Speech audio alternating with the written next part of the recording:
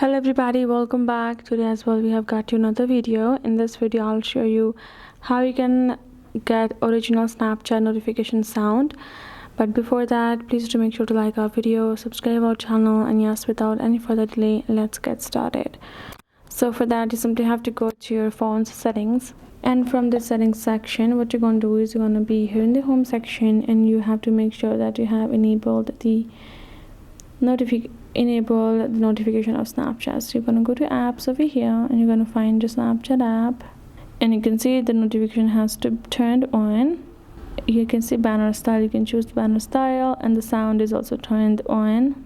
Once it has been turned on, you're going to go to Snapchat notification settings, and you're going to make sure you turn all of this on, so you will get the notification for all of the particular notifications. Now you're going to go back to your settings, go back from over here and go to the settings of your phone, and go to sounds and haptics, go to text tone, and now choose the one that you had before.